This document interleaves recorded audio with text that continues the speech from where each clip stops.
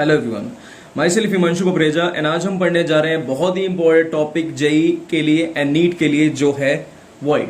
अब अगर आप वीडियो को सीबीएसई के लिए देखना चाहते हैं सो अगेन मैंने इसके लिए एक वीडियो अपलोड कर रखी है पहले से ही, तो आप जाकर यूट्यूब चैनल पर उसको देख सकते हैं बिकॉज ये जो लेक्चर आप देखने वाले हैं ये प्योरली कॉम्पिटिटिव के लिए है। सो इस वीडियो में ना केवल हम समझने वाले हैं कि वॉइड्स कैसे बनते हैं बल्कि ये समझेंगे कि उनका जो फ्रैक्शंस है यानी कि जो रेशो निकल कर आता है, ratio of cation by anion या यूं बोलूं ratio of void by ratio of anion जो निकलने वाला है उन सबको भी यहां पर हम पढ़ेंगे। इसके साथ साथ देखेंगे कुछ ऐसे क्वेश्चन जो कि आईआईटीज पूछती है और उसके अलावा हम लिंक करेंगे उनको कुछ ऐसे टॉपिक से जो इस टॉपिक का पार्ट तो नहीं है लेकिन आगे काम बहुत ज्यादा आने वाला है। सो बिना टाइम खराब करे चलते हैं हम वॉइड की तरफ। अब वॉइड होता ही क्या है? देखो बेटा, वॉइड को मैंने पहले ही बहुत अच्छे से बताया था। मैंने बोला कोई भी एटम चाहे 3 हो, 4 हो, 5 हो, 6 हो, जितने भी एटम मिलते हैं, तो मैं बेसिक्स एग्जांपल से स्टार्ट करता हूं। सपोज करो जब 3 एटम मिलते हैं तो यहां पर कुछ एम्प्टी स्पेस खाली रह जाता है, राइट? इसे बोलते हैं हम void. When atom are closely packed some space remain vacant या अनऑक्यूपाइड, जिसको हम बोलते हैं बेटा यहां पर वॉइड। अगेन मैं यहां पर आपको नोट्स नहीं दे रहा हूं, नोट्स आपको ऑब्वियसली पीडीएफ की फॉर्म में मिल जाएंगे। अब इसे बोलते हैं बेटा हम वॉइड। किसे? जो स्पेस क्या रह जाता है बेटा? अनऑक्यूपाइड रह जाता है। सो वॉइड्स को हम 2 कैटेगरीज के अंदर डिवाइड कर देते हैं। पहले पढ़ते हैं हम ये 2D, दूसरे पढ़ते हैं यहां पर 3D। देखो बेटा, 2D के नाम से आपको क्लियर आ गया होगा कि 2 डायमेंशन के लिए बात हो रही है। ये एक्स और वाई डायमेंशन में जब एटम अरेंज्ड है। अब देखो एक्स एंड वाई डायरेक्शन के अंदर हम एटम को कैसे अरेंज कर सकते हैं आपको पता है। देखो, या तो मैं कर सकता हूं एक के बाद एक एटम को अच्छे से अरेंज करता चला जाऊं कुछ इस तरीके से, राइट? तो कुछ इस तरह का अरेंजमेंट उसका देखने को मिल सकता है। या फिर मैं इनके कर्व्स के अंदर एटम को कुछ इस तरीके से रख दूं, राइट? 2 एटम है, उनके बीच में एक एटम को रख दिया हमने। ये 2 तरह के अरेंजमेंट हमने पहले से ही देख रखे हैं। अब मैं वॉइड की अगर बात कर रहा हूं यहां पर, तो 2D के 2 केसेस हो गए। पहला बात हो गई किसकी? देख रहे हो ये बन गया कौन सा केस? ट्राइंगल वाला केस। तो इसे मैंने बोल दिया ट्राई एंगुलर। एंड सेकंड है यहां पर, अगर आप ध्यान से देखो, मैं एटम को इस तरह से अरेंज करूं तो आप देख पा रहे हो यहां पर ये, इसको इग्नोर करो 1 मिनट के लिए, इसको देखो एक बार, तो ये क्या बन रहा है यहां पर? स्क्वायर। तो कुछ कैसी शेप बन गई है? स्क्वायर टाइप की, जिसे हम बोलते हैं स्क्वायर प्लेनर। अगेन अगर मैं बात करता हूं यहां पर 3D के लिए, तो 3D के केसेस होते हैं जो कि बहुत ज्यादा इंपॉर्टेंट है। पहला है इसमें tetrahedral and second one is octahedral and third and last है हमारे पास, इसको हम बोलते हैं बॉडी सेंटर वॉइड, या फिर इसका नाम हम नॉर्मली भी बोल देते हैं क्यूबिक वॉइड। एक एक करके इन सबको उठाना स्टार्ट करेंगे और समझेंगे हम वॉइड क्या होता है। देखो, सबसे पहले बात करते हैं ट्रायंगुलर की। देखो, ट्रायंगुलर के नाम से आपको क्लियर है कि यहां पर ट्रायंगल बनने वाला है। अगर आप सिर्फ इतना सा ही ये सोचकर ट्रायंगुलर बोलते हैं तो आप थोड़े से गलत हैं। इसको जरा डिटेल के अंदर पढ़ते हैं। देखो, जब मैंने 3 एटम को बिल्कुल पास पास मिलाया तो हमें एक ट्रायंगल की शेप दिख रही है, राइट? इसलिए इसे ट्रायंगुलर वॉइड कह सकते हैं। लेकिन मेरे पास इससे भी सॉलिड रीजन है, ये जो वॉइड है ये भी ट्रायंगल शेप का है। अगर आप ध्यान से देखो, 1 2 3 एटम जो मिले हुए हैं, बीच में जो ये वॉइड बना, क्या ये ट्रायंगल टाइप का है? आपको जो व्हाइटिश पार्ट यहाँ पर दिख रहा है नीचे, जो कि पेज की वजह से है, वो एक ट्रायंगुलर पार्ट है। यहाँ पर जरा ध्यान से देखो, तो इस वॉइड को मैंने क्या बोल दिया? Triangular voids.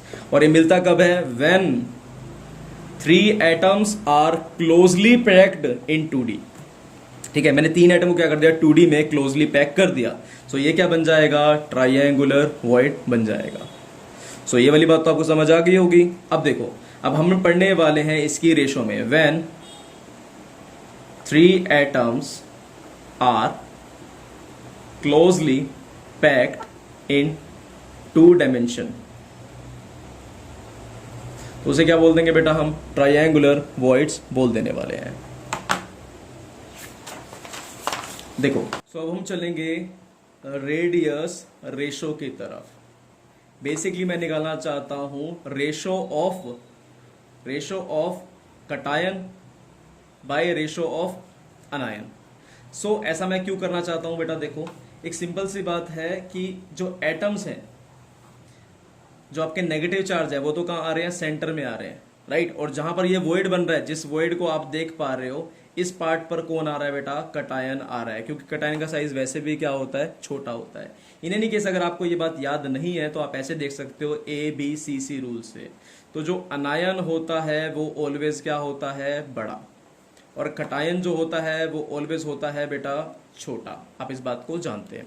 तो जो अनायन हो गया वो आ गया बेटा इसके कॉर्नर्स पे, यानी कि मेजोरिटी पॉइंट पे जहां पर एटम जुड़ रहे हैं। और अगर मैं पॉजिटिव चार्ज की बात करता हूं तो वो छोटे से स्पेस पे, यानी कि जो बीच में स्पेस बच गया वहां पर आ गया। अगर मैं यूं कहूं कि जो आपकी फुटबॉल है वो है नेगेटिव चार्ज, और मैंने उन 3 फुटबॉल्स को कुछ इस तरीके से ही जोड़ दिया, और जो बीच में साइज बन गया है यहां पर क्या आ गया बेटा, पॉजिटिव चार्ज आ गया। और बीच में जो पॉजिटिव चार्ज है वो इस एटम से भी, इस एटम से भी, इस एटम से भी तीनों से जुड़ा हुआ है। इसीलिए तो हमारा क्रिस्टल स्टेबलाइज हो रहा है। एक कमाल की बात और बताने वाला हूं जो अभी तुम्हें थोड़ा सा बिलीव नहीं होगा, बाद में मैं प्रूफ दूंगा तो अपने आप समझ आ जाएगा। देखो मैंने बोला ये तो बिल्कुल, देखो ये कि नेगेटिव चार्ज, ये कि नेगेटिव चार्ज, ये कि नेगेटिव चार्ज बिल्कुल टच में नहीं है, क्योंकि नेगेटिव नेगेटिव तो क्या करते हैं, रिपेल करके दूर हो जाते हैं। मैंने बोला ये कुछ ऐसे है, ये हल्के हल्के यहाँ से थोड़ी थोड़ी डिस्टेंस ज्यादा है। तभी तो आपने जब कभी भी रेडियस रेशियो रूल पढ़ा होगा तो आपने वहां पर पढ़ा होगा ग्रेटर देन इक्वल टू। ऐसा क्यों पढ़ा always, greater than equal to पढ़ने का हमारा रीजन सिंपल सा यही था कि उसे थोड़ा सा बड़ा होगा, क्योंकि नेगेटिव नेगेटिव टच हो गए तो स्टेबिलिटी नहीं हो पानी, इसलिए हल्का सा बड़ा वहां पर इसको हम पढ़ते हैं। तो चलते हैं जरा आगे इसकी रेडियस रेशो की तरफ। मैंने यहां पर बड़े बड़े एटम लिए बिकॉज वहां पर समझना आपके लिए थोड़ा सा आसान हो जाएगा। और बीच में आ गया यहां पर वॉइड, तो ये इसका बिल्कुल सेंटर। अब कहीं भी जाओगे तो इसकी रेडियस कितने होने वाली है, R होने वाली है। मैंने बेसिकली इनको कनेक्ट कर दिया। मैंने जब भी इनको कनेक्ट किया तो मेरी जो रेडियस आई वो कितनी आई बेटा, ये भी R, ये भी R, और कहीं पर भी जाओ, अगर यहां भी जा रहे हो तो ये क्या होने वाली है, R। सभी साइड्स क्या है, इक्वल। बट बेसिकली मुझे तो सिर्फ ये ट्रायंगल बनाया मैंने, और ये क्या बन गया, इक्विलेटरल ट्रायंगल बन गया। इक्विलेटरल ट्रायंगल है तो उसकी सारी साइड्स क्या होंगी, इक्वल होने वाली हैं। पर मुझे तो क्या चाहिए, बिल्कुल सेंटर पॉइंट चाहिए। अगर बिल्कुल सेंटर पॉइंट आपको चाहिए तो मैंने क्या कर दिया, इसको यहां से कनेक्ट कर दिया। और जब एक पहले एंगल कितना था इसका, 60 डिग्री था। आपको पता है इक्विलेटरल ट्रायंगल का एंगल क्या होगा, 60। और मैंने इसको बिल्कुल बीच में से अगर कट किया तो कितना आ जाएगा बेटा, ये रह जाएगा 30। इतनी बात होप आपको समझ आ गई होगी।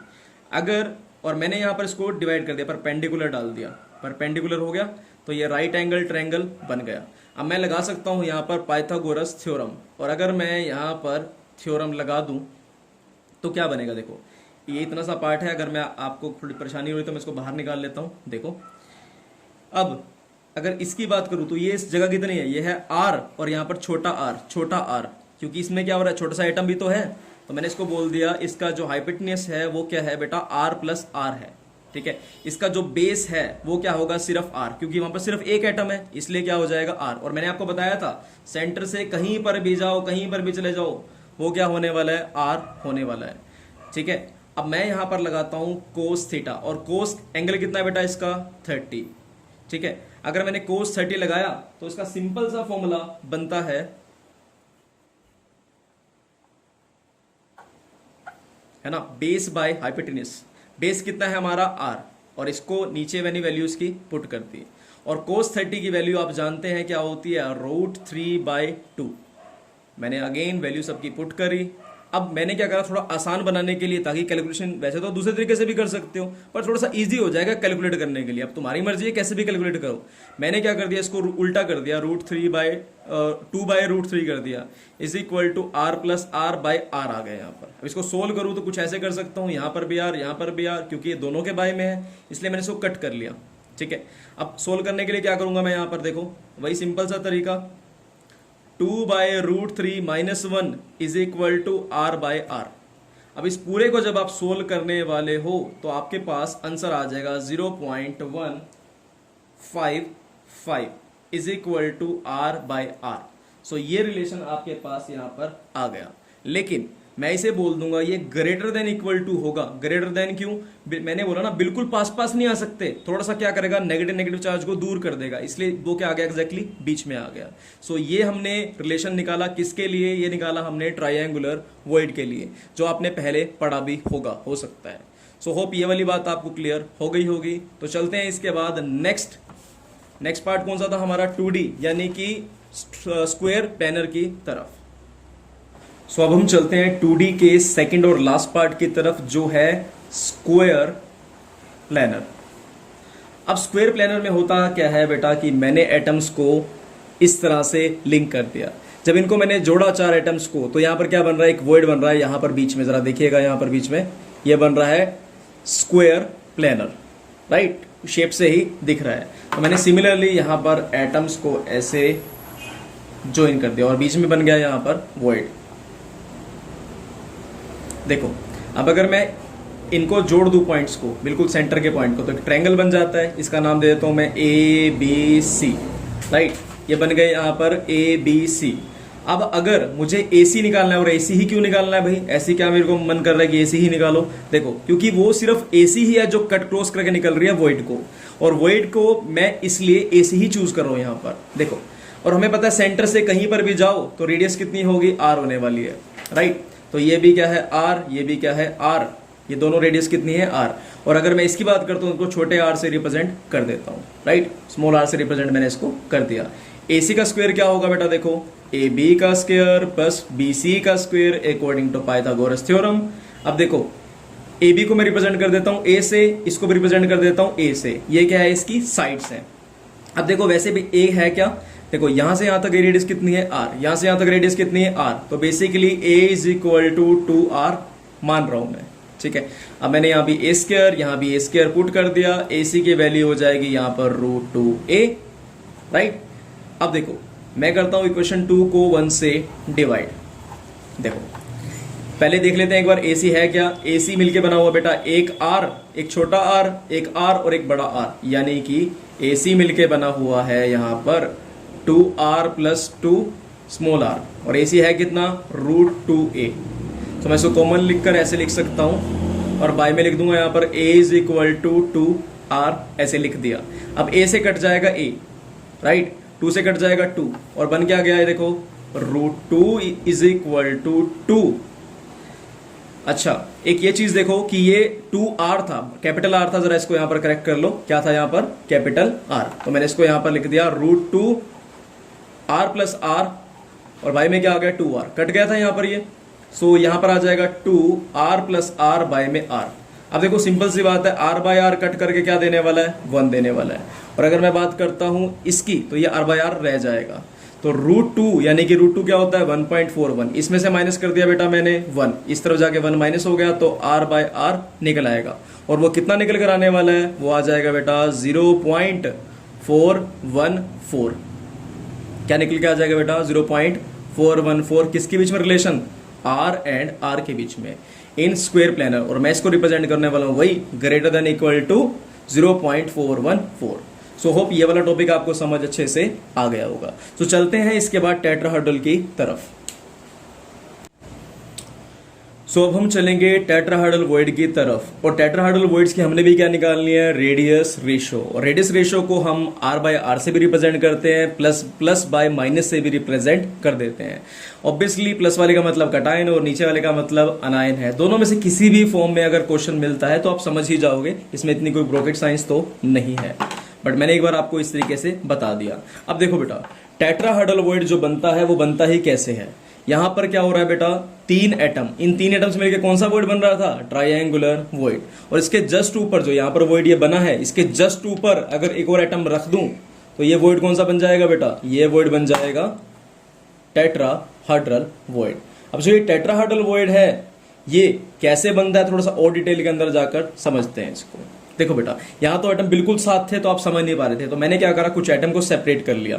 देखो बेटा ये 3 एटम वही नीचे, 1 2 3 एटम आ गए नीचे की तरफ, और ये बीच में क्या बन गया बेटा, वॉइड बन रहा है। इसके जस्ट ऊपर मैंने एक और एटम लगा दिया, तो जैसे ही एक एटम ऊपर लगाया तो ये कैसा सिस्टम बन रहा है, देखो बेटा वही टेट्राहेड्रल। अब हो क्या रहा है बेटा, ये 3 एटम जुड़े हुए हैं नीचे की तरफ और एक एटम है इसके ऊपर की तरफ। अब देखो, और ये शेप कौन सी ले रखी है इसने, सेम वही। देखो ये क्या बन रहा है, कुछ टेट्राहेड्रल जैसा बन रहा है, ध्यान से देख पा रहे हो, तो ये क्या बन जाएगा यहां पर, टेट्राहेड्रल। अब देखते हैं जरा इसको। देखो 3 एटम तो है, 1 2 और ये 3 एटम तो जुड़े हुए हैं ऊपर, मतलब नीचे की तरफ तीनों जुड़े हुए हैं। अगर मैं इसको जोड़ दूं तो एक ट्रायंगुलर वॉइड बना हुआ है, ठीक है। अब ऊपर एक एटम है जो कि देखो, जो कि जब इसको रखूंगा तो इससे भी टच होगा, इससे भी टच होगा, इससे भी टच होगा, तीनों से टच होगा, तो मैं इसको यहां भी टच कर देता हूं, तो कुछ ये टेट्राहेड्रल यहां पर बन गया। सो होप आपको ये वाली बात समझ आ गई होगी। और बीच में क्या है, बिल्कुल सेंटर में क्या है बेटा, हमारा कटायन, जो कि साइज थोड़ा छोटा है। इसको मैं इस तरीके से रिप्रेजेंट कर देता हूं। सो हम चलने वाले हैं जरा इसकी कैलकुलेशन की तरफ। अब हमें पता है कि सारे एंगल कितने होंगे, 109 डिग्री 28 मिनट्स। ये भी सेम और ये भी इतना ही एंगल होने वाला है। जैसा कि हमने पढ़ा था बहुत डिटेल के अंदर, टेट्राहेड्रल की जो सारे एंगल्स होते हैं वो कितने होते हैं, 109 डिग्री 28 मिनट्स। मैं इनको अगर जोड़ लूं तो यहां पर एक ट्रायंगुलर बन जाता है। अब मैंने क्या करा, इस ट्रायंगल को, जिसका एंगल कितना था बेटा, 109 था, अगर इसको बिल्कुल बीचों बीच में यहां से परपेंडिकुलर डाल दूं तो इसका एंगल क्या हो जाएगा, हाफ हो जाएगा, और वो 109 का हो जाएगा हाफ। तो यहां कितना बना लोगे आप इसको, 54 डिग्री एंड 44 डैश। अब देखो, अगर तुम इसके लिए वैल्यू लिखते हो साइन की, मैं इसको नाम दे देता हूं कुछ भी, ए बी सी, मैंने इनको ये नाम दे दिए। सो मैंने लिखी यहां पर वैल्यू साइन 44 डिग्री 44 डैश। तो यहां पर क्या आ जाएगा, आप कुछ भी चूज कर लो। यहां से आप यहां पर चूज कर सकते हो आर। देखो बेटा, साइन की वैल्यू कैसे लिखोगे आप, सिंपल सा वही पुराना फॉर्मूला है ना। अलग अलग तरीके हो सकते हैं इसको पढ़ने के आपको। पंडित बद्री प्रसाद हर हर बोले, यानी कि परपेंडिकुलर बाय हाइपोटेन्यूज, मैं इसको नॉर्मल लिख रहा हूं। देखो ये कितना होने वाला है, ऊपर आर होने वाला है और नीचे क्या होगा, आर प्लस आर। ये कैसे भाई, देखो इसके अंदर तो कौन कौन चीजें होने वाली है, एक मैंने माना एक एटम तो बेटा खुद का भी होगा थोड़ा बहुत, तो उसकी रेडियस छोटी आर तो यहां पर भी होगी, राइट, छोटी आर तो यहां पर भी होने वाली है। और ये क्या है, बड़ा एटम है, इसकी भी क्या होगी, आर होने वाली, ये आर और ये छोटी आर, ठीक है। सो ये क्या आ जाएगा बेटा हमारा, आर प्लस आर, हाइपोटेन्यूज आ गया। अगर इसकी बात करूं तो यहां पर तो क्या आएगा, सिर्फ और सिर्फ एक ही आर आने वाला है ना। ऊपर तो क्या आने वाला है, सिर्फ एक ही आर, और वो आर बड़ा होगा क्योंकि एक एटम की इसकी बात कर रहा हूं, तो ये क्या होने वाला है, आर होने वाला है, ठीक है। अब इसकी वैल्यू मैं यहां से निकालता हूं, इसकी वैल्यू आ जाएगी बेटा 0.8161। अगेन आपको भी कैलकुलेटर से सोल्व कर लेना है इसको। यहां पर क्या होगा बेटा, जब इसको मैं डिवाइड करूंगा 1 बाय, मैं अब डिवाइड कर क्यों रहा हूं बेटा, पहले वाला तरीका, अगर मैं इसको ऐसे सोल्व करूंगा तो सोल्व करना आसान रहेगा। तुम इसको जैसे मर्जी करो, मुझे कोई दिक्कत नहीं है, आंसर सेम आना है, लेकिन थोड़ा सा इजी कर लूं इसलिए मैंने इसको इससे डिवाइड कर लिया। और जब डिवाइड करा तो आंसर आएगा इसका 1.225, जो कि क्या आ गया, आर बाय, जब मैंने रिवर्स कर लिया इसको तो क्या आएगा, यहां पर आ जाएगा आर प्लस आर बाय में आर। देखो यहां पर आर और आर का रिलेशन आ गया, और आर डिवाइड बाय आर हुआ तो आ गया ये 1, यहां पर आ गया 1225। इसको इधर लेकर जाएं तो क्या आएगा, 1225 माइनस 1, और बाय में आर प्लस आर आ गया। सो अगर मैं इसको माइनस करता हूं तो कितना आ जाएगा, 0.225, यानी कि दोनों रेडियस का जो रिलेशन आ गया वो क्या आ जाएगा, आर बाय आर। लेकिन इसमें करेक्शन छोटी सी कौन सी, ये क्या होगा, ग्रेटर देन इक्वल टू, यानी कि जो बीच वाली जो वॉइड है वो थोड़ा सा बड़ा भी हो सकता है इससे, इनफैक्ट बड़ा ही होगा ताकि वो उनको दूर कर पाए नेगेटिव चार्ज को, एज ऑलवेज, राइट। सो इसका रिलेशन ये निकल कर आ गया। तुम इसको पॉजिटिव बाय नेगेटिव भी रिप्रेजेंट कर सकते हो, क्योंकि वॉइड में ऑलवेज क्या होता है बेटा, पॉजिटिव चार्ज प्रेजेंट होता है। यहां पर मैंने ऑलवेज बोल के गलती कर दी, क्योंकि कुछ केसेस में आपको ऐसे दिखाऊंगा जहां पर बीच में नेगेटिव चार्ज होगा और बाकी तरफ क्या होगा बेटा, पॉजिटिव चार्ज होने वाला है। होप टेट्राहेड्रल वाला कंसेप्ट भी आपको ये वाला क्लियर हो गया होगा। तो चलते हैं इसके बाद ऑक्टाहेड्रल की तरफ। सो अब हम चलते हैं ऑक्टाहेड्रल की तरफ। जो ऑक्टाहेड्रल वॉइड्स है इसमें भी हमें वही निकालना है, आर बाय आर, यानी कि रेडियस रेशो निकालना है, या फिर यूं कह सकता हूं radius of cation by anion यहां पर हमको निकालना है। सो मैं इसके लिए क्या करूंगा, हमें पता है कि क्यूब के अंदर किसी भी क्लोज पैक के अंदर उनकी अरेंजमेंट क्या होती है, एक के ऊपर एक रखे रहते हैं वो, ठीक है, ये इनका तरीका है रखने का। अब मैंने क्या करा, देखो यहां पर ये जो है इस अरेंजमेंट को मैंने दो अरेंजमेंट यहां से निकाल लिए हैं। अब मैंने क्या करा, देखो एक रखा हुआ है ऊपर की तरफ और एक है नीचे की तरफ, मैं इनको ऊपर नीचे यहां पर अरेंज कर देता हूं, ठीक है। ये जो अरेंजमेंट यहां पर आई तो ऑक्टाहेड्रल वॉइड कहां बनता है, जरा उसको भी देख लेते हैं। देखो बेटा ये है ट्रायंगुलर और ये भी है ट्रायंगुलर वॉइड। अब जब मैं इन दोनों को एक दूसरे के ऊपर रख देता हूं तो कहीं बीच में इस पॉइंट पर जाकर बनता है ऑक्टाहेड्रल वॉइड। और मैं इसको जरा आपको प्रूव भी कर देता हूं। देखो, मैंने एक एटम लिया, छोटा एटम, उसको यहां रख दिया, इसको इसके ऊपर रख दिया दूसरा अरेंजमेंट, तो इन्होंने क्या कर दिया, एक दूसरे को अच्छे से कवर कर लिया।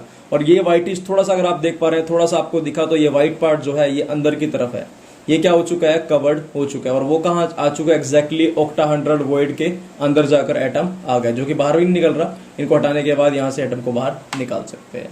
सो यहाँ बना हमारा ऑक्टाहेड्रल वॉइड। सो मैं इसको अगर नोटबुक पे ड्रॉ करूँ तो कुछ इस तरह से ड्रॉ करूंगा। ये 1 2 3 आपस में जुड़े हुए हैं। सिमिलरली ये 1 2 3 इनको अटैच करना पड़ेगा, 3 आपस में क्या हुआ है, जुड़े पड़े हैं। ठीक है, अब यहाँ बीच में कहीं वॉइड बन रहा है, ना तो यहाँ इसके पास है ना इसके पास, यहाँ बीच में, इन दोनों के बीच में कहीं वॉइड बन रहा है। ठीक है, कुछ यहाँ पर, कुछ यहाँ पर, इनके बीच में क्या बन रहा है, स्पेस बच रहा है। तो जरा देखते हैं इसको मैंने इससे भी लिंक कर दिया, इससे भी, इससे भी, क्योंकि उसके जब ऊपर रखा हुआ है, अगर ऊपर रखा हुआ तो सबको टच कर रहा है। ठीक है, तो इसको मैंने यहां से भी, यहां से भी, यहां से भी टच कर दिया, और कुछ ये ऑक्टाहेड्रल शेप ये बना रहा है। सो होप ये वाली बात तो आपको समझ आ गई होगी।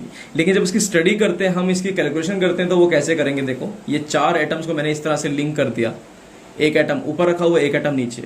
ठीक है, अब होता क्या है, यहाँ पर ये 4 जो है, देखो ये इससे भी लिंक है, इससे भी लिंक है, इससे भी लिंक है, इससे भी, और ये भी ऊपर सिमिलरली इससे भी, इससे भी, नीचे से भी और ऊपर से भी। तो शेप कैसी बन गई, कुछ ऑक्टाहेड्रल टाइप की बन गई। ऑक्टाहेड्रल शेप तो बन गई, लेकिन आपके मन में कंफ्यूजन आ गई कि भाई अभी तो हम क्या पढ़ रहे थे, 3 का सेट बन रहे थे, अचानक से सर ने क्या करा, 4 वाला सेट पढ़ाना स्टार्ट कर दिया। तो देखो बेटा, मैं इन दोनों को वापस आपके लिए ही वापस वही सेम अरेंजमेंट का वापस रिपीट करता हूं। रख दिया मैंने इसको यहाँ पर। जब इसको रखा मैंने और इसकी दूसरी साइड करके देखी, तो आप क्या देख पा रहे हो यहाँ पर, देख पा रहे हो यहाँ पर कि ये देखो, ये तो क्या बन गया, एक क्यूब टाइप का, ये तो क्या बन गया, एक स्क्वायर टाइप का अरेंजमेंट बन गया। एक एटम दिख रहा है आपको ऊपर।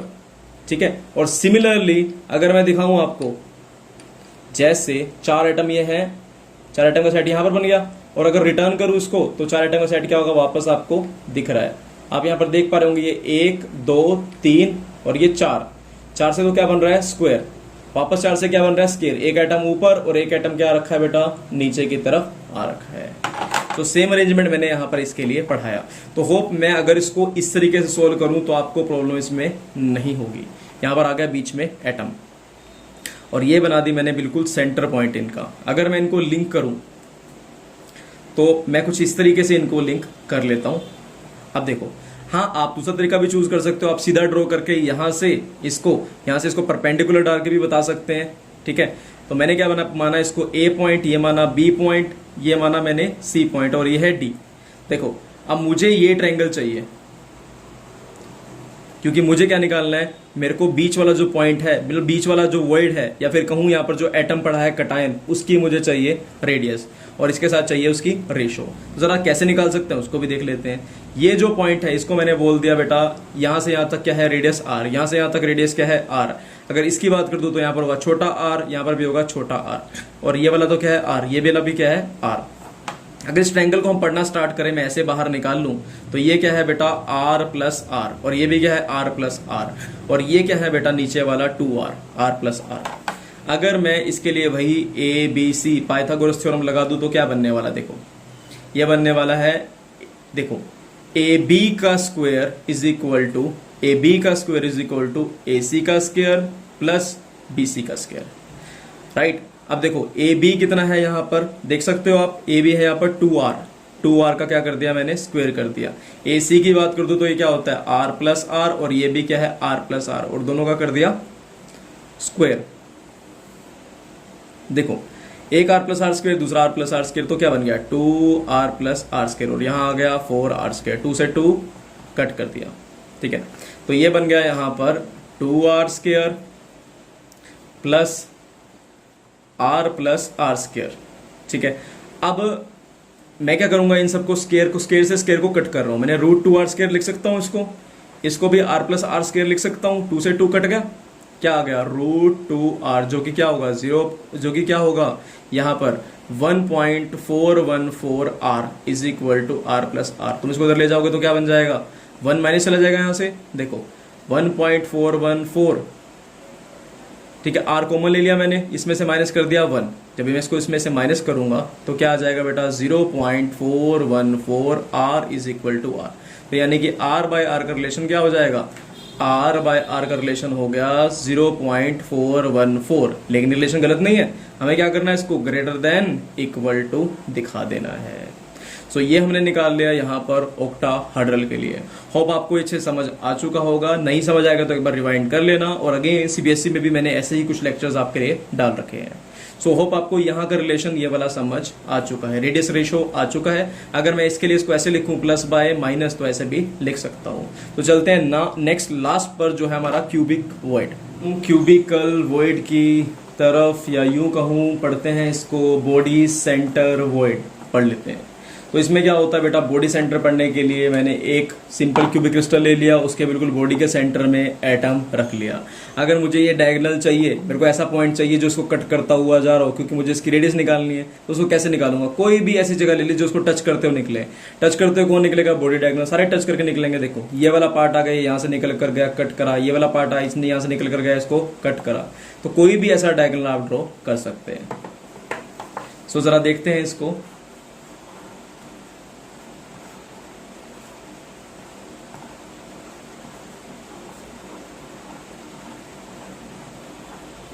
तो मैंने ये बॉडी में ये डायगोनल ले लिया। यहाँ पर एक ऐसा पॉइंट चाहिए जो उसको कट करता हुआ जाए, राइट। अब देखो सिंपल सी बात है, यहाँ पर एक एटम मैंने ड्रॉ कर लिया, यहाँ पर भी एक एटम मैंने ड्रॉ कर लिया। अब देखो मुझे करना क्या है, यहाँ पर एक्चुअल में चाहिए क्या, मुझे एक्चुअल में चाहिए मुझे सिर्फ ये बॉडी डायगोनल निकालना है। और बॉडी डायगोनल हमें वैसे ही पता है कि कितना होता है, √3a होता है। पर मैं मान के चलता हूँ कि आपको बॉडी डायगोनल अभी नहीं पता, आपने मुझसे पैकिंग एफिशिएंसी भी नहीं पढ़ी और ये टॉपिक भी नहीं पढ़ा, ठीक है, मैथमेटिक्स से भी आपको नहीं आता, तो फिर आप इसको इस तरीके से देख सकते हैं। देखो मुझे क्या करना है बेटा, ये पॉइंट निकालना है इस बॉडी डायगोनल। तो मैंने इसके लिए क्या करा, यहाँ पर ये पॉइंट निकाला। देखो ए बी, ये मान लिया हमने सी पॉइंट। मुझे अगर ये निकालना है ए सी, तो मैं क्या करूंगा बेटा, पहले ए बी निकालना पड़ेगा। और ए बी निकालने का तरीका यही है कि देखो जो ट्रायंगल बन रहा है यहाँ पर, इससे इसकी वैल्यू निकाल ली जाए। और वो कैसे निकलेगी, देखो मैंने बोला ये भी ए और ये भी ए, यानी कि कोई भी अगर ऐसा ट्रायंगल मैंने बनाया है तो इसमें क्या कर सकता हूं मैं, ए बी सी, ठीक है। मुझे निकालना है अगर ए सी, तो मैं कैसे निकालूंगा, ये भी ए है ये भी ए है।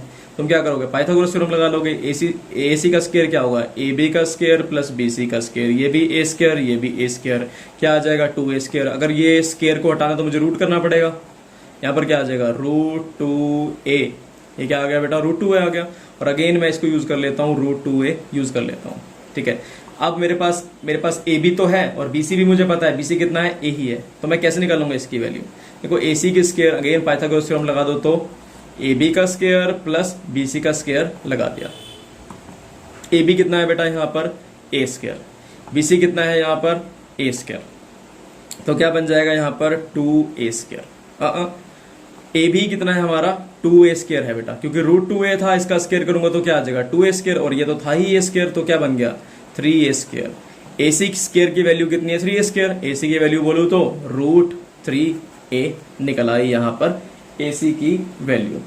सो इतनी बात तो आपको समझ यहाँ पर आ गई होगी। अब देखो ये तो हमने निकाल ली ए सी के लिए वैल्यू। अगर मैं वैल्यू पूछूं आपसे ए के लिए, मतलब कोई भी साइड ए कितनी थी, तो ए इज इक्वल टू आपको पता है √2r थी, राइट। इतनी बात तो आपको पता थी ही।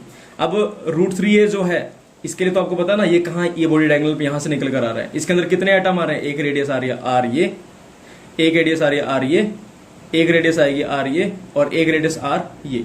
इसमें क्या होगा, देखो एक बड़ा एटम, फिर उसके बाद दो छोटे एटम की रेडियस, क्योंकि दो पार्ट में डिवाइड कर रखा है उसको भी, और फिर उसके बाद सबसे आगे क्या है बेटा आर। तो ये बन जाएगा यहाँ पर 2r + 2r, ये निकल आएगी √3a की वैल्यू। सो जरा मैं इसको डिवाइड कर देता हूँ बेटा। देखो इक्वेशन 1 को डिवाइड कर दिया 2 से, ठीक है। ये क्या आ गया √3a is equal to √2r + r, और बाय में क्या आ गया बेटा यहाँ पर, देखो बाय में आ गया यहाँ पर a is equal to 2r।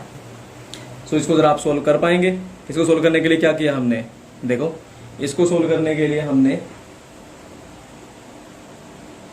पहले तो कॉमन ले लिया। यहाँ पर कॉमन लेकर क्या आएगा, देखो बेटा 2r + r बाय में 2r, 2 से 2 कट गया, a से a कट गया, √3 is equal to R plus R। देखो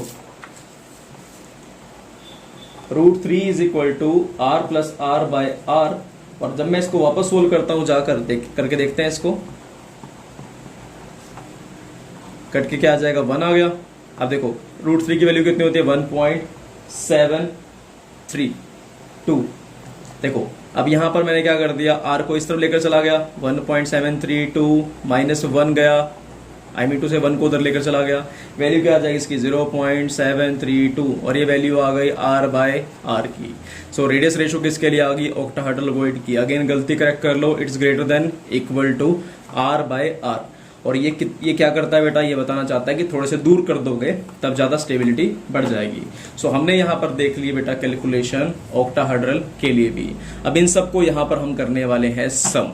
सो अब हम सम अप करने वाले हैं सारे फैक्टर्स को, चाहे वो कोऑर्डिनेशन नंबर हो, रेडियस रेशो हो, उनकी शेप्स हो, एग्जांपल हो, सबको अच्छे से समझने वाले हैं। और ये जो एग्जांपल कॉमनली पूछे जाते हैं मैं इनको बताने वाला हूं, बिकॉज ये इन्हीं में से कुछ ना कुछ आपको रेगुलरली मिलता रहता है।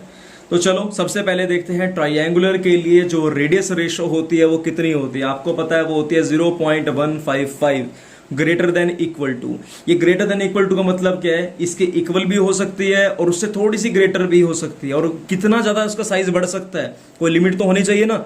ये तो नहीं कि वो 1 के इक्वल पहुंच जाए 0.155 से। तो बेटा जितना वो मैक्सिमम बढ़ सकता है वो कितना है, 0.255। और मैंने पहले बताया था आपको कि जब भी कोई रेडियस रहती है, ऐसे टच में रहते हैं, अगर बिल्कुल पास पास रहेंगे तो रिपल्शन कर सकते हैं, इसलिए थोड़ा सा वो दूर दूर होंगे। एक नेगेटिव चार्ज और दूसरा नेगेटिव चार्ज, अगर मैं इसका एग्जांपल ऐसे लूं कुछ कि ये नेगेटिव ये नेगेटिव ये नेगेटिव, बीच में क्या है पॉजिटिव, तो वो थोड़ा थोड़ा दूर कर देगा इनको, ताकि नेगेटिव नेगेटिव टच हुए तो रिपल्शन होने वाली है।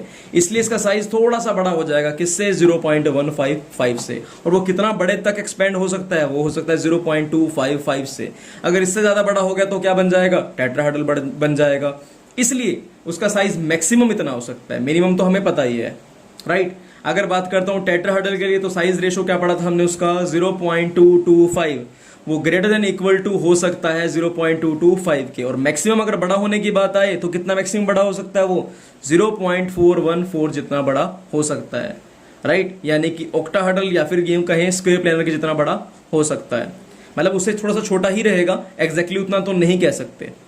देखो अब बात करें अगर हम स्क्वायर प्लेनर की और ऑक्टाहेड्रल की, तो दोनों की ही जो रेडियस रेशो है बिल्कुल सेम है। उनको जरा ध्यान से हम पढ़ लेते हैं। और वो क्या है बेटा, यहाँ पर 0.414 ग्रेटर देन इक्वल टू क्या आ जाता है बेटा, 0.414 निकाल चुके हैं। और मैक्सिमम कितना हो सकता है, 0.732। अगर इसकी बात करूं तो ये कितना हो सकता है, greater than equal to, same वही रेंज आ गई। अब अगर बात करता हूं मैं बॉडी सेंटर की, तो वो कितना हो सकता है, 0.732 से हो सकता है, वो 0.999 के इक्वल हो सकता है। कई बार 1 लिखा मिलता है तो पर 1 के इक्वल वो होगा नहीं। वो कितना हो सकता है, मैक्सिमम 0.999 के इक्वल हो सकता है। अब ये तो पढ़ा हमने इनकी रेडियस रेशो। अब कोऑर्डिनेशन नंबर वैसे तो मैंने पढ़ाए थे दूसरे टॉपिक के अंदर, लेकिन अगर यहां पर भी दोबारा रिवाइज करूं तो कैसे कर सकता हूं। देखो ट्राइंगुलर के लिए मैंने बोला बीच में एटम है, ये बीच में यहां पर एटम आ गया, सपोज कर लो। ये कितने से घिरा हुआ है, 1 2 3, कितने को डायरेक्टली टच कर रहा है, 3 को। तो इसका कोऑर्डिनेशन नंबर कितना हो गया, 3 हो गया। अगर बात करता हूं मैं टेट्राहेड्रल की, तो टेट्राहेड्रल की बात भी करके देख लेते हैं भाई। टेट्राहेड्रल में क्या होता है, अगर वॉइड यहां बीच में है, इस जगह पर है, तो ये कितने से टच हो रहा है डायरेक्टली, ये टच हो रहा है बेटा 1 2 3 से, और ये ऊपर एक 4 से टच डायरेक्टली हो जाएगा। तो ये इसका कोऑर्डिनेशन नंबर कितना आ गया, 4 आ गया। अगर मैं बात करता हूं स्क्वायर प्लेनर की, दोबारा देख लो इसको। देखो मैंने इन दोनों को जब यहां पर जोड़ा तो कैसी शेप बन रही है, इन दोनों को सपोज कर लो हाइड कर लिया मैंने, कैसी शेप बन रही है बेटा, कितने से टच हो रहा है वॉइड, ये बीच में यहां पर वॉइड है।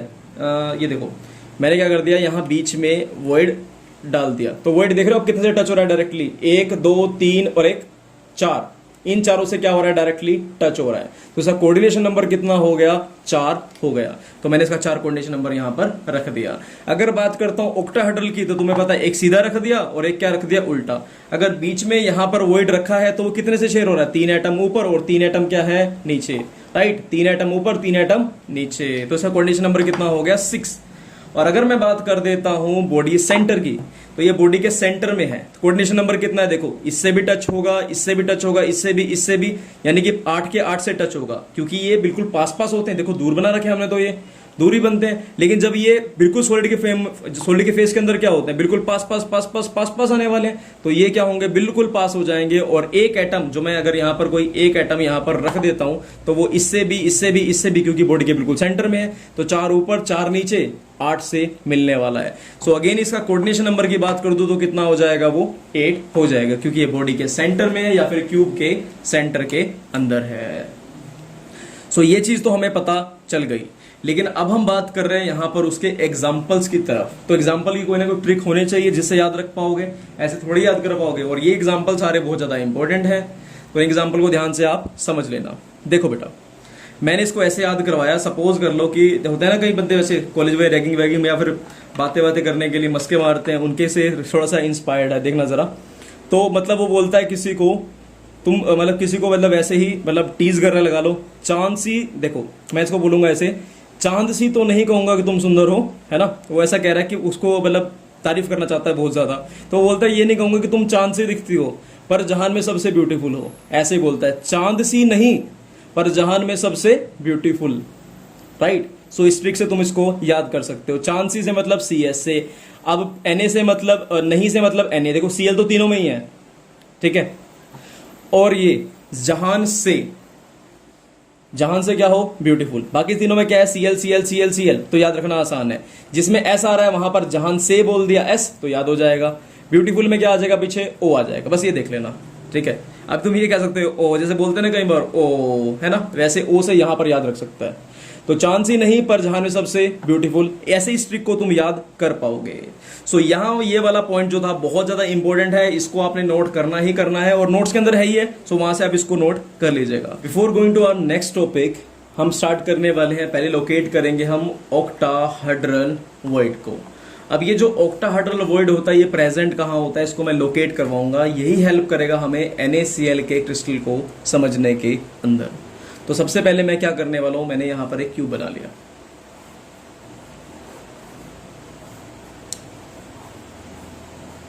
अब देखो ये है फेस सेंटर क्यूबिक क्रिस्टल, यानी कि हर फेस के सेंटर पे क्या होंगे, एटम प्रेजेंट होने वाले हैं कुछ इस तरीके से।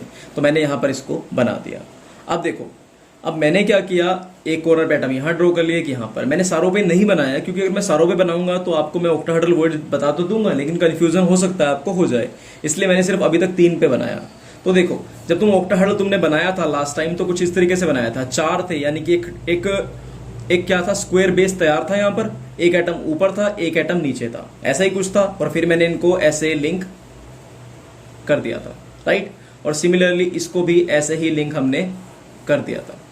तो ये क्या बन के तैयार हो गया था बेटा, देखो ये इस तरीके से ऑक्टाहेड्रल वॉइड बनकर तैयार हो गया था, राइट। तो सिमिलरली मैंने एक एटम यहां पर, एक एटम यहां पर, अब एक दूसरा फेस कहां से आया बेटा, देखो ये एक यूनिट सेल है, इसके जस्ट साथ में यूनिट सेल होगा, इसके इस तरफ यूनिट सेल होगा, ऊपर भी यूनिट सेल होगा, सब तरफ यूनिट सेल होंगे। अगर नहीं समझ आया तो ये समझो कि आप जिस घर में रहते हो वो ईंटों से मिलकर बना है, लेफ्ट साइड में भी ईंट, राइट साइड में भी ईंट, ऊपर भी, लेफ्ट में भी, सब जगह पर ईंट हमने रखी है, राइट। सो मैंने यहां पर कर लिया, देखो मैंने यहां पर तैयार कर लिया एक स्क्वायर बेस, जरा ध्यान से देखना इसको, मैंने तैयार कर लिया यहां पर एक स्क्वायर बेस। एक एटम आ गया ऊपर, एक एटम आ गया इसके फेस सेंटर पे, जरा लिंक कर दूं मैं इनको, देखो तो ये तैयार हो गया यहां से एक ऑक्टाहेड्रल। सो एक ऑक्टाहेड्रल आ रहा है बेटा ऊपर की तरफ, ठीक है। और अगर दूसरा ऑक्टाहेड्रल बोलूं तो मैं कहां पर आता है, वो आता है बेटा बॉडी के जस्ट सेंटर के अंदर। देखो एक फेस पे तो यहां पर एटम है, एक फेस पे एटम मैंने यहां दिखा दिया, ठीक है। एक ऊपर और एक नीचे, आपको पता ना क्यूब के एक ऊपर की तरफ एटम होता है और एक एटम नीचे की तरफ होता है। अगर मैं इनको मैच करना स्टार्ट करूं तो यहां पर ये एक स्क्वायर बन गया, राइट। एक एटम रख दिया मैंने इसके ऊपर वाला, ये एक एटम ये नीचे वाला। अगर लिंक कर दूं सबको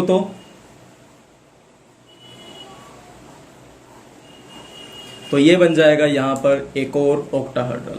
सो हमें इससे बात पता चली कि ऑक्टाहेड्रल को हम 2 जगह लोकेट कर सकते हैं। पहली बात एजिस पे कहां पर, ये देखो बेटा कुछ यहां पर, ये सब जहां पर मिल रहे हैं वो पॉइंट है यहां, कुछ यहां से सब इस पे कनेक्ट है।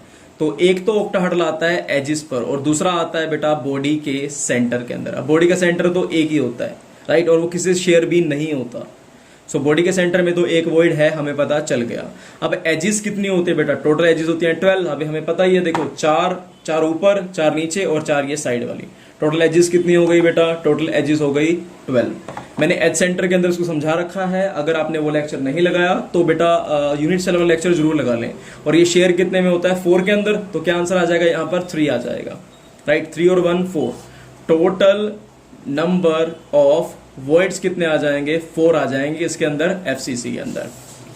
तो मेरे को एक बात पता चल गई कि एफसीसी एटम में टोटल नंबर ऑफ एटम्स कितने होते हैं, टोटल नंबर ऑफ एटम होते हैं 4, और ऑक्टाहेड्रल वॉइड्स भी कितने होते हैं बेटा, 4 होते हैं, राइट। ये बात हमने हमेशा याद रखनी है कि जितने नंबर ऑफ एन यानी कि नंबर ऑफ एटम होंगे उतने ही क्या होने वाले हैं, ऑक्टाहेड्रल।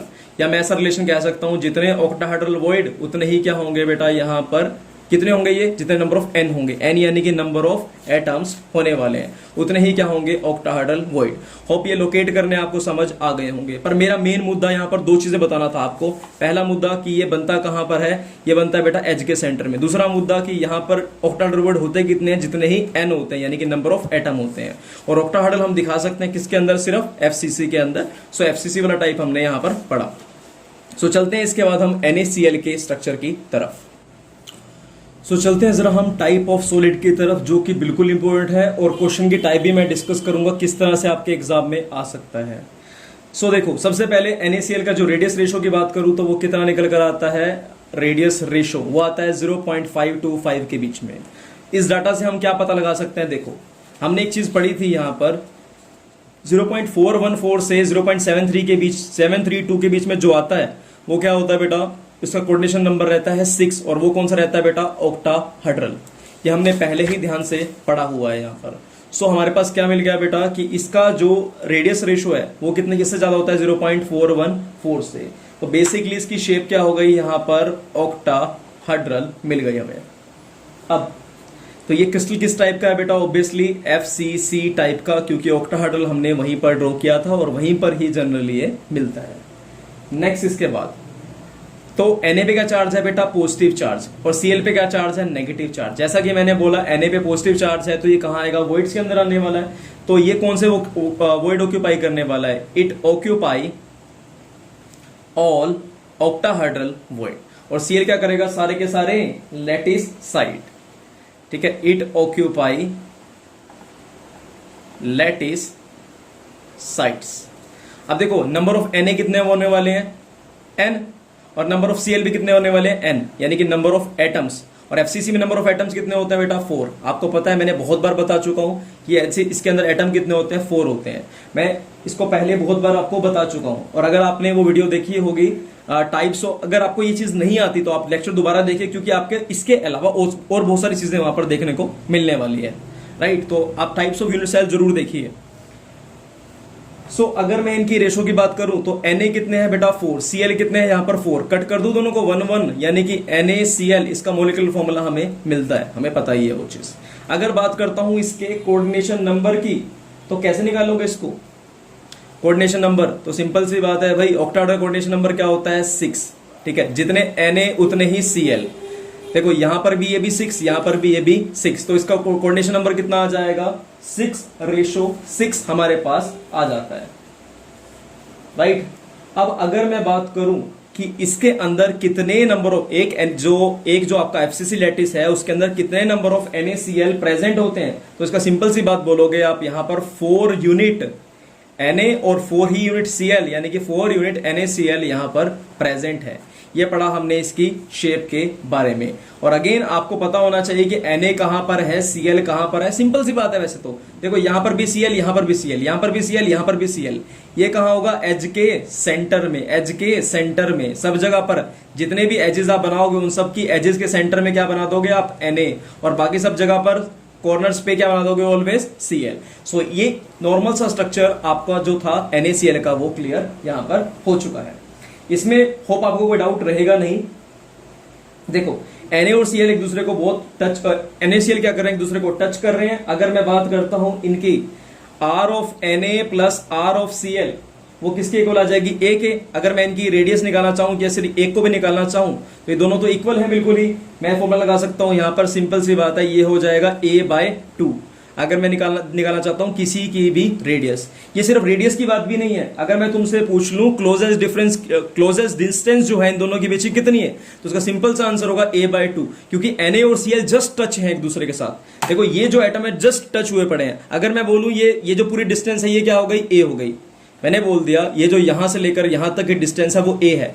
a की निकालना चाहूं रेडियस तो क्या निकालूंगा, इसको आधा कर दूंगा इस डिस्टेंस को, तो वो क्या आ जाएगी, सिर्फ a की आ जाएगी डिस्टेंस। और यहां पर क्या निकल आएगा यहां से कि कितना उनके बीच में डिस्टेंस है, वो भी हम यहां से निकाल पाएंगे। और वो डिस्टेंस कितना होगा, a/2 होने वाला है। सो ये देखा आपने केस किसके लिए, NaCl के लिए। अगर डेंसिटी निकालनी हो इस क्वेश्चन, जो डेंसिटी तो आएगी ही इस क्वेश्चन में, अगर पूछ लिया जाए कि डेंसिटी ऑफ क्रिस्टल निकाल दो जो है रॉक सोल्ट स्ट्रक्चर, देखो बेटा इसका एक नाम और होता है जिसको हम बोलते हैं रॉक सोल्ट स्ट्रक्चर, या फिर क्या बोलते हैं इसको, NaCl टाइप स्ट्रक्चर। क्वेश्चन की टाइप क्या आएगी, either it is a NaCl type structure और it is a rock salt type structure. तो इसकी डेंसिटी अगर निकालनी होगी तो सिंपल सा फॉर्मूला वही जमना वाला, यानी कि Z × M Na में a³, यही फॉर्मूला लगाते आए हो। Z कितना होगा इसके अंदर, 4 होने वाला है, क्योंकि ये क्या है, FCC है। एंड अगर मैं बात करता हूं इसके बाद साथ में मल्टीप्लाई किससे कर दूंगा, M से, जो इसका मोलिकुलर मास यानी कि जो 58.5 होता है वो यहां पर पुट कर दूंगा। लेकिन वो सिर्फ तब पुट करूंगा जब उसने NaCl बोला। जब उसने NaCl टाइप बोल दिया तो मोलर मास वो गिवन होगा वहां पर, ठीक है। NaCl और NaCl टाइप दोनों में बहुत डिफरेंस है। या फिर मैं बोल दूं रॉक सोल्ट स्ट्रक्चर, तो ये दोनों चीजें क्या हो गई बेटा, अलग अलग हो गई। देखो NaCl का मतलब तो सिंपल मोलर मास कितना आ गया, 58.5, यूज कर लो, कोई दिक्कत वाली बात नहीं है। लेकिन उसने रॉक सोल्ट टाइप बोल दिया, NaCl टाइप बोल दिया बेसिकली, तो क्या यूज करोगे, मोलर मास उसका गिवन रहेगा, वही आपको यहां पर पुट करना है। सो यहां से आप उसकी डेंसिटी निकाल पाओगे। सो ये तरीका था आपके पास डेंसिटी को निकालने का। होप NaCl वाला टाइप आपको समझ आ गया होगा। सो चलते हैं कुछ क्वेश्चंस की तरफ। पहला क्वेश्चन है, in a solid where O2 minus occupy the lattice site in FCC। चाहे FCC क्वेश्चन आ जाए चाहे CCP आ जाए, आपने करना तो सेम ही है, दोनों के एटम तो कितने हैं, 4 ही है। where all the octahedral void is occupied by Al3+। सो एक काम करते हैं, हम ओल्दा की बजाय हम लिखते हैं यहाँ पर 2/3। ये थोड़ा सा बेटर रहेगा, थोड़ा सा अच्छा क्वेश्चन रहेगा। Where 2/3 of octahedral void is occupied by CCP, occupied by Al3+, right. So हमें निकालना है यहाँ पर फाइंड द फॉर्मूला। सो मुझे लगता है क्वेश्चन आप आसानी से कर देंगे। एंड सेकंड क्वेश्चन भी आप लिख लीजिए यहाँ पर, a cubic crystallizes as FCC where Mg2+ ions are present at 1/8 of tetrahedral void and 1/2 of octahedral void is occupied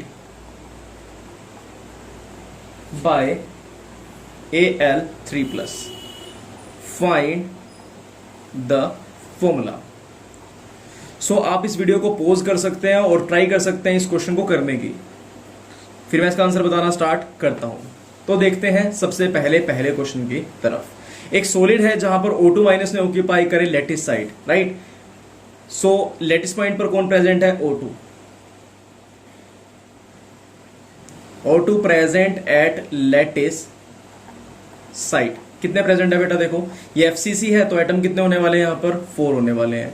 similarly इसके जस्ट बाद आ गया यहाँ पर where octahedral void is occupied by Al3+, और आपको पता है नंबर ऑफ octahedral voids कितने होंगे, ऑब्वियसली n होते हैं, तो octahedral voids भी कितने हो गए, 4 हो गए। सो Al3+ occupies octahedral void, तो इसने 4 होते हैं, इसने ऑक्यूपाई कितने करे, 2/3, तो मैंने मल्टीप्लाई कर दिया इसको 2/3 से, तो यह आ गया 8/3। सो अगर मैं इनका फॉर्मूला निकालना चाहूं तो मैंने लिखा यहाँ पर O के लिए और एल्यूमिनियम के लिए। O पर अब देखो कितना, O के ऊपर कितने एटम है बेटा, ऑब्वियसली O के एटम है 4, एल्यूमिनियम की बात करूं तो इसके एटम्स कितने हैं, एल्यूमिनियम के एटम होंगे बेटा 8/3। अगर मैं रेशोज की फॉर्म में लिखकर इसे कट कर दूं तो ज्यादा आसान हो जाएगा। ये क्या आ गया 2/3। सो अगर मैं इसको क्लोज मल्टीप्लाई कर लूं यहां पर तो आंसर क्या आ जाएगा, देखो बेटा 2/3 तो था ही, Al2 और ऑक्सीजन पे 3 से मल्टीप्लाई हो गया तो क्या आ गया O3। तो इसका फॉर्मूला बन गया यहां पर Al2O3 पहले वाले क्वेश्चन का। दूसरा क्वेश्चन को एक बार अच्छे से आप देखो। A cubic crystallizes as FCC where Mg2+ ion is present at 1/8 of tetrahedral voids and 1/2 of octahedral occupied by Al3+।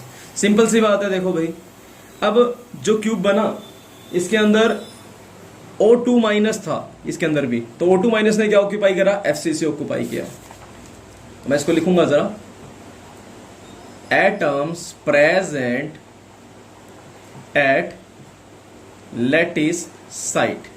Lattice site present कौन है, O2 एटम, O2- एटम। कितने एटम प्रेजेंट है बेटा 4, क्योंकि स्ट्रक्चर किसका है, FCC का। Again अगर मैं बात करता हूं यहां पर Mg+ आयंस की, तो Mg+ आयन कहां प्रेजेंट है, 1/8 ऑफ टेट्राहेड्रल वॉइड। सो यहां पर टेट्राहेड्रल वॉइड्स कितने होंगे, पहले तो 2n होने वाले, 2 × 4 होने वाले, राइट। तो कौन सा एटम प्रेजेंट है यहां पर, देखो यहां पर एटम प्रेजेंट है Mg2+। तो मैंने लिखा यहां पर Mg2+ atom are present at tetrahedral void. तो कितने हो गए बेटा ये 1/8। तो इसने ऑक्यूपाई कर रखे यहां पर 1/8। अब मैंने पहले, अब इसमें कंफ्यूजन आपको हो सकते हैं, जरा ध्यान से सुनते हैं इसको। देखो ये सिंपल क्या होता है, 2n होता है, n कितने हैं 4 और इसने ऑक्यूपाई भी कितने करे ऊपर से 1/8। तो 8 से 8 कट गया, यहां पर क्या आ गया, ओनली 1 एटम। अब मैंने इसके बाद बोला कि देखो 1/2 of octahedral void is occupied by Ar3+। तो मैंने बोला यहां पर octahedral void present in body, किसके हैं बेटा octahedral void, वो है एल्यूमिनियम के। Al3+ atom present in octahedral void होते कितने हैं, वो n होते हैं, यानी कि 4 होंगे, सिंपल, राइट। लेकिन यहां पर लिखा क्या हुआ है, देखो इधर लिखा हुआ है 1/2। अगर 1/2 इसने ऑक्यूपाई किया है तो मल्टीप्लाई कर दूंगा मैं इसको 1/2 से, तो कटकर कितना आ जाएगा यहां पर, बेसिकली 2 ही आ जाएगा। तो O2 पे एटम प्रेजेंट है 4, Mg2+ प्रेजेंट है 1, Al3+ प्रेजेंट है 2 × 4 4 × 1/2, कितना एटम है 2। तो देखो बेटा मैंने सिंपल लिखा इसको MgAlO। Mg पे कितने एटम है, देखो Mg पे एटम है 1, Al पे कितने एटम है 2, ऑक्सीजन पे कितने एटम है बेटा 4। तो सिंपल सा फॉर्मूला आ गया MgAl2O4। सो ये क्वेश्चन आपके लिए होप सिंपल था और इसको आप अच्छे से समझ चुके हैं। सो चलते हैं बाकी के स्ट्रक्चर्स की टाइप की तरफ। जैसे NaCl हो चुका है, अब दो बहुत इंपॉर्टेंट है हमारे पास, पहला है CaCl और उसके बाद पढ़ने वाले हैं हम एक और ZnS टाइप। सो चलते हैं नेक्स्ट टाइप पर, जो है CaCl टाइप क्रिस्टल। क्वेश्चन आएगा तो ये आ जाएगा CaCl स्ट्रक्चर है, या फिर ये बोल देंगे CaCl टाइप क्रिस्टल आ रहा है, राइट। दोनों में से कोई भी चीज आ जाएगी। और मैं इसको कटाइन बाय अनायन से भी बता सकता हूं, small r by capital R से भी बता सकता हूं। और अगेन ये ग्रेटर देन इक्वल होगा, ग्रेटर देन इक्वल टू होगा किससे, 0.732 से। अगर इतना इसका रेडियस रेशो हो गया तो ऑब्वियसली ये क्या होने वाला, देखो उनके बीच में ये होने वाला है बेटा body centre cubic, right, BCC मैंने इसको बोल दिया। सो इसमें भी आपको कोई दिक्कत नहीं होगी। अब देखो अगर ये बॉडी सेंटर है तो सिंपल सी बात है, एटम बॉडी सेंटर क्या होता है, देखो जिसके बॉडी के सेंटर के अंदर एटम प्रेजेंट होते हैं, राइट। और देखो कॉर्नर्स पे कितने एटम प्रेजेंट होंगे, 8 एटम प्रेजेंट होंगे, right. Atom present at corner, corner पे कितने एटम 8, और डिवाइड कितने से होता है, I mean to say share कितने से होता है, वो 8 से। तो यहां पर आ गया 1 एटम। और मैंने बोला atom present at body centre, तो कितने होंगे बेटा, ऑलवेज 1 होने वाला है, राइट। अब देखो बीच में क्या आने वाला है, पॉजिटिव चार्ज, यानी कि यहां पर आने वाला है Cs+, और जो कॉर्नर्स पे आने वाला है वो आने वाला है Cl-। तो मैंने बोला Cl atom present at corner कितने हैं 1, Cs+ atom present at body centre कितने हैं 1। फॉर्मूला बनाऊं तो क्या बन जाएगा, CS1 Cl1। तो सिंपल सा इसका फॉर्मूला यहां पर बनकर आ गया। बात होती है अगर इसके कोऑर्डिनेशन नंबर की, तो कोऑर्डिनेशन नंबर तुम कैसे निकालने वाले हो, देखो सिंपल सी बात है, मैंने पहले ही बताया था, क्यूब के बिल्कुल सेंटर में पड़ा हुआ है, इससे भी टच, इससे भी टच, इससे भी टच, 4 ऊपर से टच हो रहा है, 4 नीचे से टच हो रहा है, राइट। तो कोऑर्डिनेशन नंबर कितना हो गया इसका, 8:8। ये 8:8 कैसे हो गया बेटा, हर एक CS जो है वो 4 ऊपर 4 नीचे से घिरा हुआ है, तो इसका कोऑर्डिनेशन नंबर कितना हो गया, 8 हो गया। अगर Cl की बात करूं तो कितने से घिरा हुआ है, ये घिरा हुआ है 8 CS से, राइट। तो इनका कोऑर्डिनेशन नंबर क्या हो गया 8:8। तुम इस दोनों को कट करके कहीं ऐसे ना लिख देना 1:1, तो ये गलत हो जाएगा। हमें कैसे लिखना है इसको 8:8 ही लिखना है अगर बात आती है कोऑर्डिनेशन नंबर की। अगर मॉलिक्यूलर फॉर्मूला की बात होती है तो क्या बनता है CsCl। सो ये वाली बात तो आपको समझ यहां पर आ चुकी होगी। सो ये था हमारा CsCl टाइप क्रिस्टल। अगर मैं तुमसे पूछ लूं इन दोनों के बीच की जो क्लोजेस्ट डिस्टेंस है जो कि जनरली पूछ ली जाती है, ठीक है, वो कितनी है, तो उसका फॉर्मूला होगा √3a/2। अब ये कहां से है आपको पता ही है बेटा, मैंने एक ऐसी लाइन ड्रॉ करी थी यहां पर जो बॉडी के सेंटर को टच करते निकल रही है। तो अगर ये लाइन की मैं बात करूं, अगर ये बॉडी सेंटर है हमारा, तो छोटू एटम R, छोटा एटम ये, और ये क्या होगा बेटा R- मान लो, या फिर इसको R- मान लो, या फिर तुमने इसको पहले दिखाया किससे है वो देखो। पहले हमने इसको ऐसे दिखाया था कैपिटल R से, इसको भी कैपिटल R से, इसको छोटू r से दिखाया था। तो ये क्या बन गया था 2r + 2r is equal to हो गया था बेटा √3। अगर मैं 2 कॉमन लेके r + r कर दूं तो क्या बन जाएगा √3a/2 जो मैंने यहां पर लिखा है। सो ये है इन दोनों के बीच की क्लोजेस्ट डिस्टेंस। इसको आप यहां पर यूज कर सकते हो। अगेन इसके ऊपर क्वेश्चन किस टाइप का बन सकता है, और टाइप देख लो क्या बन सकता है इस पे क्वेश्चन, ये तो हमको समझ आ चुका है। अगर पूछ लिया जाए डेंसिटी पे क्वेश्चन तो सिंपल सी बात है, वही लगेगा जमना AQ। Z कितना होगा इसका 2। मोलिकुलर मास जो भी निकल कर आएगा गिवन रहेगा, उसको आप पुट कर लीजिएगा, Na आपको पता है, और A³ का फॉर्मूला भी सिंपल है, नॉर्मली इसको पुट हमने करना है। सो यहां से निकाल सकते हैं हम CsCl टाइप के स्ट्रक्चर के सारे क्वेश्चंस, राइट। अगेन मैं आपको फिर बता देता हूं कि जो क्वेश्चन आएगा या तो पूछ ले, या तो बोल देंगे CsCl टाइप, या फिर बोल देंगे CsCl, बस यही टाइप यहां पर बन सकती है। तो चलते हैं हम जरा अब इसके लास्ट पार्ट की तरफ, जो है ZnS टाइप स्ट्रक्चर। सो चलते हैं इसके बाद हम ZnS की तरफ, जो है जिंक ब्लेंड। ये जिंक ब्लेंड स्ट्रक्चर किस टाइप का स्ट्रक्चर है, जिसके अंदर Zn2+ और S2- प्रेजेंट होते हैं, और इसकी जो रेशो निकल कर आई है वो है 0.40 radius of cation by anion की। अगर रेडियस रेशो 0.40 के इक्वल है तो आपको पता है कि ये क्या निकल कर आ सकता है, देखो 0.40 से 0.025 के इन बिटवीन है 0.40, राइट। 0.414 से 0.255 के बीच में आता है, तो यानी कि ये क्या हो गया टेट्राहेड्रल। हमने पहले भी इसको याद कर रखा है कि कौन सी टाइप बनाता है, ये ZnS टाइप बनाता है। तो ये प्रेजेंट कहां होता है बेटा FCC के अंदर। जब हमने इसको ड्रॉ किया था तो ये FCC के अंदर हमने लोकेट किया था। चाहे बात करूं मैं टेट्राहेड्रल की, चाहे बात करूं ऑक्टाहेड्रल की, उसको हम FCC के अंदर बनाते हैं, राइट। तो FCC ऑलवेज यहां पर मिलने वाला है। अगर मैं बात करता हूं नंबर ऑफ Zn2+ कितने होने वाले हैं, और नंबर ऑफ S2- कितने होने वाले हैं, देखो बेटा अब सिंपल सी बात है, अगर FCC है तो ये होंगे 4, राइट। लेकिन अगर बात करता हूं मैं Zn की, तो इसमें एक बात याद करने वाली है कि सारे के सारे टेट्राहेड्रल वॉइड पर ये नहीं होता, ये होता है बेटा अल्टरनेट, यानी कि एक छोड़कर एक। अगर टोटल ऑक्टाहेड्रल वॉइड 8 होते हैं तो ये ओनली 4 को ऑक्यूपाई करता है, तो यहां पर आ जाता है 4। ये बात अगेन आपको याद रखनी है कि इसने क्या करा, अल्टरनेट टेट्राहेड्रल वॉइड को ऑक्यूपाई करा, राइट। और ये स्ट्रक्चर भी काफी इंपॉर्टेंट है। तो यहां क्या आ गया 4/4 आ गया। अगर इसके फॉर्मूले की बात करूं तो ये आएगा Zn4S4, क्या आ जाएगा यहां पर, ये ZnS आ जाने वाला है, राइट।